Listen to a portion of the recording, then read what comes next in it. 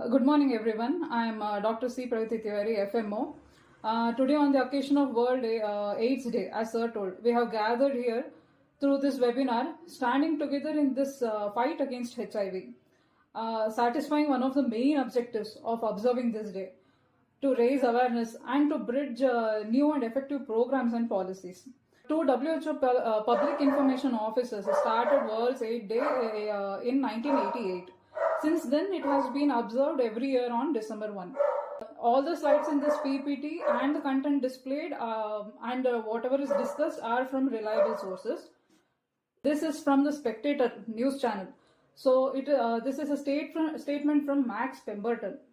It says, "As a doctor, I would rather have HIV than diabetes." The doctor came up with a statement to tell that HIV is no more this scary. With the advent of all the new drugs and programs and policies, it is more manageable now. It is not as risky and scary as before. Now, this slide shows the theme of this year, World AIDS Day. So, take the right path. My health, my right. This is a screenshot from WHO website. So, WHO is calling on for global leaders and citizens to recognize their right to health. So, make your voice count. We come to what is the burden of cases currently, the HIV burden in the world. Currently, 39.9 million people are living with HIV worldwide in 2023. 630,000 people have died in HIV-related illness worldwide in 2023. And 103 countries have reported a total of 230 million people have tested and received results in 2023. This is again the summary of the global HIV epidemic.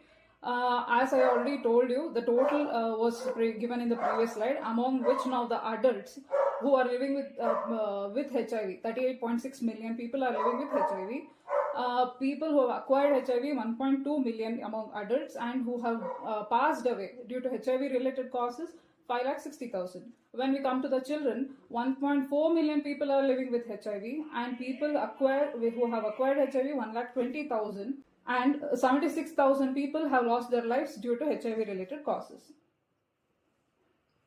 Now we are more concerned about India. Currently, India has the third highest burden of HIV in the world. So our fight against AIDS is still on. And now it is better than before with all the programs and policies in place.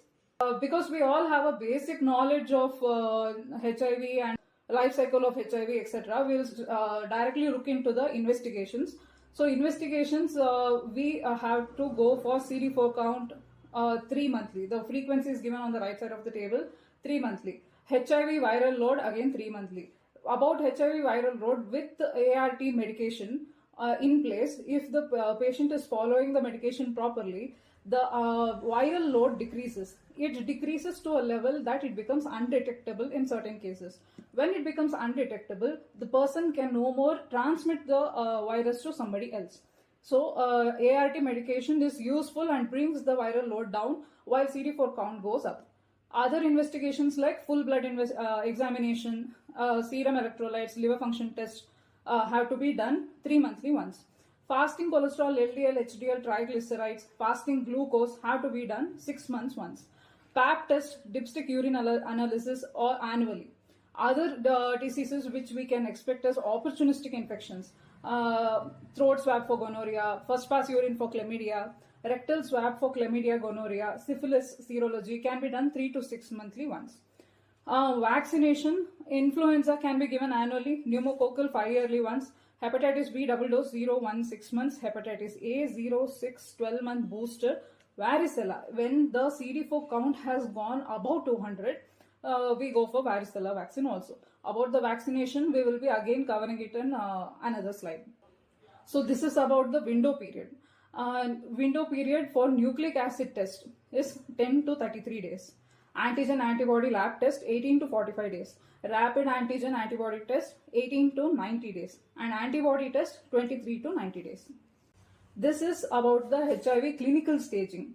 Clinical staging, WHO and CDC both have given us the clinical staging. WHO staging is for low and middle income groups. Countries, while CDC is for high income countries. So we will be looking at WHO clinical staging. Stage 1 is where the patient is asymptomatic. He could have persistent generalized lymphadenopathy. Stage 2 is where unexplained moderate weight loss could be seen, less than 10% of body weight, recurrent upper respiratory tract infection, herpes zoster, angular cheilitis, recurrent oral ulceration, and other symptoms. So basically, in stage 2, the patient becomes symptomatic. In stage 3, unexplained severe weight loss, unexplained chronic diarrhea for more than a month, and unexplained persistent fever more than 37.5 degrees Celsius for more than a month. So persistent oral candidiasis and oral hairy leukoplakia, pulmonary tuberculosis, bacterial infections, necrotizing ulcerative stomatitis, unexplained anemia, neutropenia, thrombocytopenia. The stage 4 is candidiasis of esophagus, trachea, bronchi or lungs, cervical carcinoma, invasive, cryptococcal infection, CMV infections, herpes simplex infections, and Kaposi's sarcoma, lymphomas, and mycobacterial infections, mycosis, fungal infection, and pneumocystis pneumonia, and progressive multifocal leukoencephalopathy, cerebral toxoplasmosis, TB, extrapulmonary TB, sepsis, and other diseases come under stage 4. CDC has only 3 categories. WHO has 4 staging categories. Now the box on the right shows you that at what CD4 count level we can expect what disorder. Why are we looking at this? Because we can start the prophylaxis accordingly. When there is a drop in CD4 count that we are noticing, we might as well start the prophylaxis for the expected diseases for that particular CD4 count.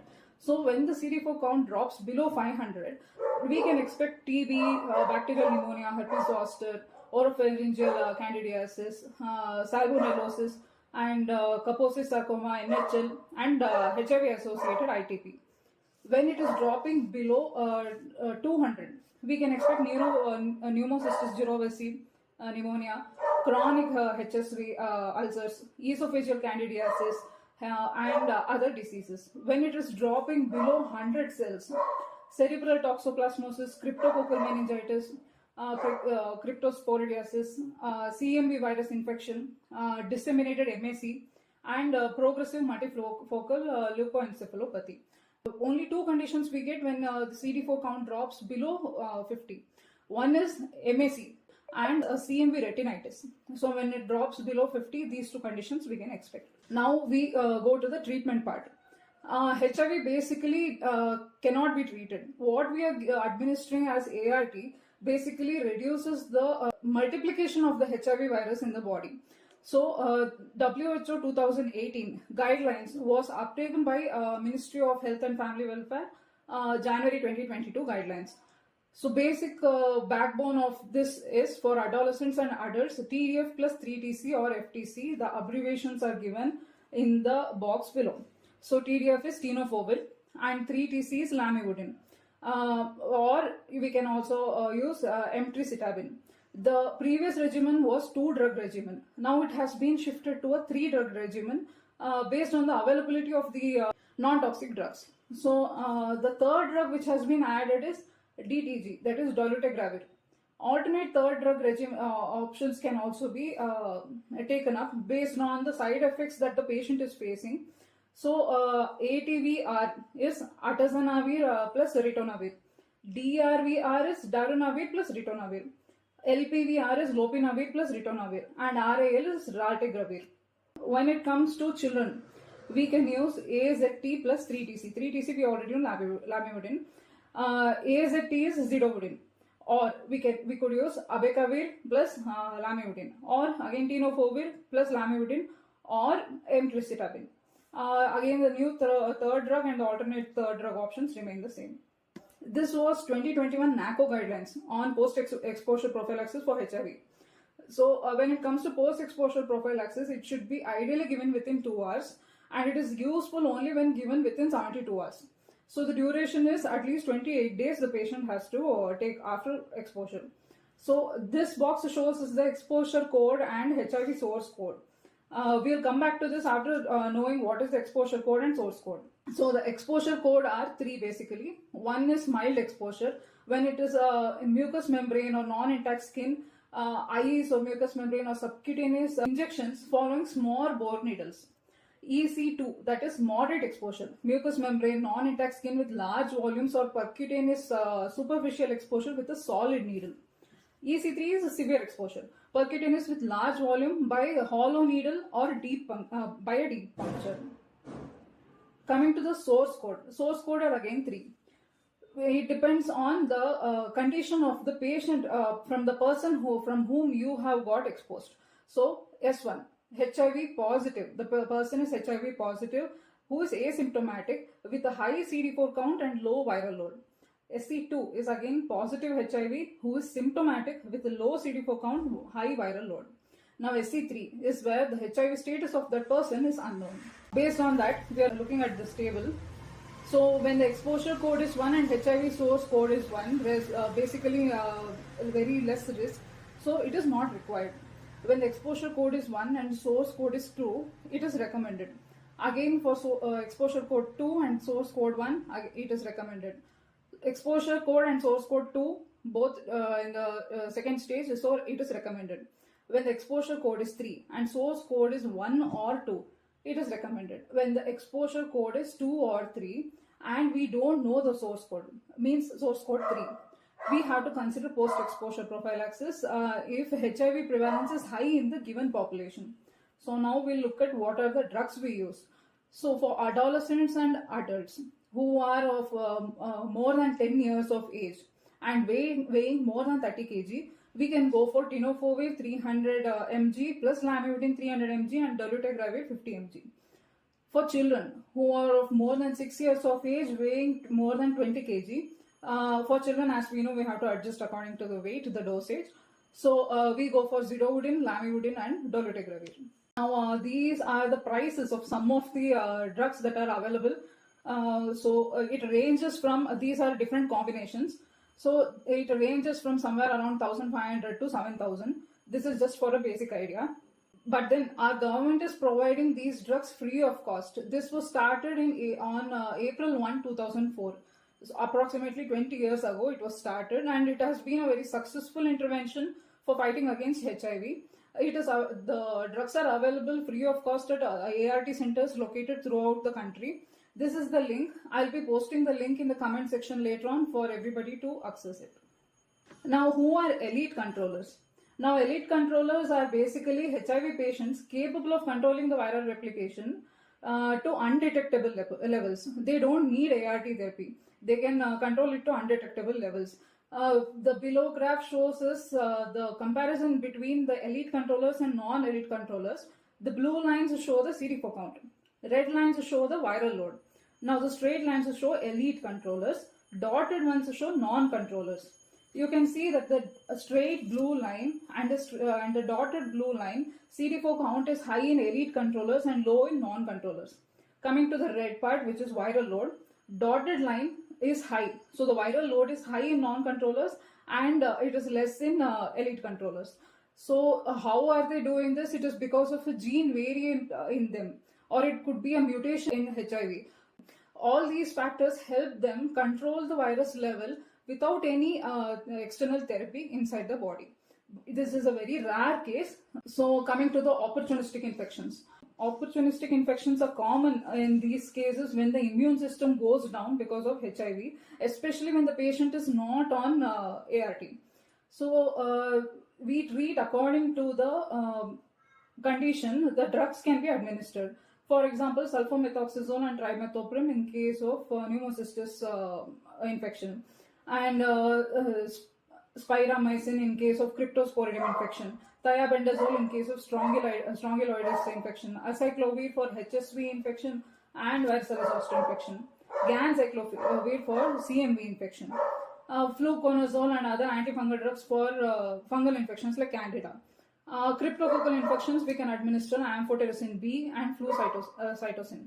Now, certain conditions, for example, cryptococcal meningitis, we first start with the induction phase of antifungal drug. We start with it and then we start with the ART treatment. For this, I would also like to add that the drugs which we have gone through for ART have certain side effects. For example, abacavir could present side effect like pruritus, for which we will administer antihistaminic drugs. So all the side effects can be managed. GI disturbances, hepatitis, CNS symptoms, etc. are some of the side effects of these ART drugs. So we will have to manage them accordingly. Coming to needle stick injury. We all know that not all needle stick injuries lead to serious disorders. Coming to HIV, 1 in 300 pricks have shown to be positive for HIV. For hepatitis B, 1 in 30 pricks have shown to be positive. So either way, it is safe to take precautionary steps, and if you have pricked yourself unknowingly, it is safe to take the steps accordingly. So what do we do first? So if you get stuck with a needle, act quickly. With HIV, treatment works best only when you get it within 72 hours, as I told already. Now you will have to wash it thoroughly. Wash the area with running water and soap, and you might also want to flush your eyes, nose and mouth with water or sterile saline, because there might be splashes from the needle. Next step is, we first source check if the patient from whom you have got that prick actually has any important disorders like HIV, hepatitis B, hepatitis C, etc. and get treated immediately. This is an urgent situation, it requires immediate treatment. So the treatment plan will depend on your situation, like how deep the needle went, and the medical history of yourself and the patient from whom you got the prick. So all these matters. Post-exposure prophylaxis, anti-retroviral drugs don't kill the viruses, like I already told you. It just stops the multiplication of the virus. But a short course of these medications should be taken within 72 hours of the exposure, so that it keeps a hold in your body. So it must be taken for 28 days to protect you against the possible HIV infection. Hepatitis B vaccine is also important because we don't want any other associated infection, and we need to be monitored for hepatitis C closely. And after 3 months, it is safe if you get yourself tested for HIV and other infections once again. Immunization shots, some vaccines like for diphtheria, tetanus, will help you protect from these infections. Nucleoside reverse transcriptase inhibitors, these drugs can stop the virus from reproducing and making copies of themselves. And it is very important to report it. Half or more accidental injuries from needles and other medical instruments go unreported. Reporting any injury from an accidental needle stick not only helps you get the right kind of care, but it also helps shape guidelines for future needle handling so that people stay safe there too. Now these are precautionary steps. So if you follow these, the chances of you getting pricked comes down to a very low level. So you need to go slowly, do not rush, so that if you take your time with the needle, you might actually avoid pricking yourself. You can also use safety features like the latest technology has. I'll be showing the images for that after this slide. So those devices help you avoid the accidents. And do not recap the needle. This suggestion was given by US Department of Health and Human Services. So if you don't cap the needle, you will be spending less time with it. And you will have to use a sharps container. This is very important. You always use a sharp container separately for such needles and sharp objects, so that it is kept away. It has to be disposed separately, is the whole point of it. Even the cover is separate, it won't harm the animals who are checking the covers. So basically you will have to keep it separately. This is the slide that I was talking about. First image shows you the needle resistant anti-syringe gloves. Meaning to say, even if the needle is pricked, the gloves won't let it go inside, so you won't prick yourself. So needle resistant gloves are a very good option. Second image shows a protector for the needle. Again, it helps you to stay away from the needle. The third one is where the needle is not exposed at all. When you prick it, the needle enters only the body of the patient and you are safe from getting yourself pricked. So such devices are available. We just have to make use of it.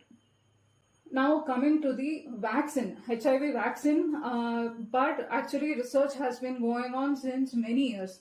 HIV was first identified as the cause of AIDS in 1984. Since then, the research for vaccine is on. This image is to show you that we are getting all the updates year-wise about the research for HIV vaccine. This is again all the updates. Latest update is in 2017. Here the red arrow shows scientists are working to harness the potential of BNAVs. BNAVs is broadly neutralizing antibodies to protect uninfected people from acquiring HIV. So the research is on. Now one issue with this research is the people who are on trial for this HIV vaccine test positive when they take HIV test. So we should be sure that HIV positive is or the patient might be on a trial for HIV vaccine also. So thorough history becomes very important while we are trying to diagnose a patient if the patient has HIV or not. Now because we have COVID-19 for the last few years doing all the trauma, so what is the relation between COVID-19 and HIV? Studies have showed that COVID-19 patients who test COVID-19 positive might also test false reactive for HIV test results. So if the patient is testing positive for HIV, we might as well make sure if the patient has COVID-19 or not. So that is one part of the issue. Second part is the box in the middle or the gray among the 5 gray boxes show the conditions which are common between the two conditions, that is HIV and COVID-19. So when we come across viral pneumonia, CMV pneumonia, fungal pneumonia, pneumocystis jirovecii pneumonia, invasive aspergillosis, bacterial pneumonia, sarcoidosis, lung cancer, if the patient is already COVID-19, we should consider HIV test also. But we have this fear of false reactive HIV reaction. So we must go ahead for nucleic acid test to confirm if the HIV nucleic acid is actually present, so that we are not confused if the HIV is actually present or not. So the testing and investigations are very important when it comes to such cases, especially when it is false reactive. Next, Mpox is again doing the rounds all around the world. So what is the intersection between HIV and Mpox? So people living with HIV may be at the risk of developing Mpox because of weak immune system. And Mpox and HIV share common behavioral risk factors like transmission through sexual contact. So if a person is positive for Mpox, you should test for HIV infection too, because both are transmitted through the same risk factor, same sexual contact. So both have to be tested. The patient presents with any complaint. So this slide is to show that not only HIV vaccination gives us false reactive HIV test result, and COVID-19 infection also gives us false reactive HIV result. Influenza vaccination, hepatitis B vaccination have also been proved to show false HIV positive reactions. So it is very important to confirm whether the patient who is actually HIV reactive has HIV nucleic acid in him, or it is just a false reaction to a influenza vaccine or hepatitis vaccine, or what has not been researched till now. Because HIV is not only a physical trauma, it is first an emotional trauma and a social stigma. After that comes the physical factors. So before telling the patient that you are HIV positive, we need to make sure that what is his history. Thorough history and clinical signs make a big difference. Maybe he is vaccinated, that is why he is testing positive. So thorough history is very important in such cases. Not all HIV reactive is HIV positive. So we need to be careful. Now coming to WHO has come up with a global health sector strategy on HIV, viral hepatitis and sexually transmitted infections. Now this is for the period of 2022 to 2030. What is the idea? It is end AIDS, viral hepatitis and sexually transmitted infections by 2030. This is the main goal behind this. And also gender, equity, human rights, everything comes into picture. So the main idea is to end all the 3 diseases by 2030. Now because it was started in 2022 and it's already 2 years, so 2024. So what is the progress so far? So that is given in the right end of this slide. So the progress so far is actually the cases which are being notified are increasing rather than decreasing. So if the cases are increasing and not declining as fast as they should, we cannot expect to end these diseases by 2030. So this also gives us the idea that we need to urgently accelerate the efforts that are being taken for the success of this goal. So this is about WHO. Now coming to what is India doing for HIV and AIDS. So this is India is doing many things. One of the important thing is HIV and AIDS P&C Act in 2017. What was it for? Protecting and promoting the rights of the person infected with HIV and subsequently AIDS. So and reinforcing the legal human rights of this person affected with HIV/AIDS, and it also addresses the social stigma and the discrimination, and it enables an environment for them to access to the services provided for these patients, and it also gives an objective to prevent and control the spread of HIV and AIDS. It also protects the rights of the healthcare providers. It also provides ART and diagnostic facilities for HIV patients. It provides a robust grievance redressal mechanism in the form of ombudsman. Ombudsman meaning a government official who addresses the public complaints and for speedy redressal of these complaints. So it is currently successful and is playing a key role in managing HIV, because more and more people are coming forward with the symptoms they have, breaking the social stigma, and so they are taking help.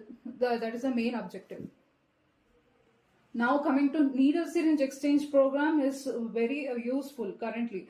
The idea behind this is to provide clean unused needles, sterile needles, to injection drug users. Why? To stop them from sharing the needles. When they share needles, the chances of spreading such disorders like HIV becomes more.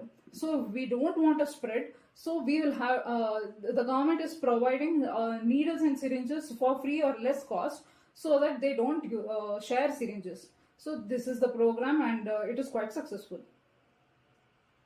So thank you for helping prevent the spread.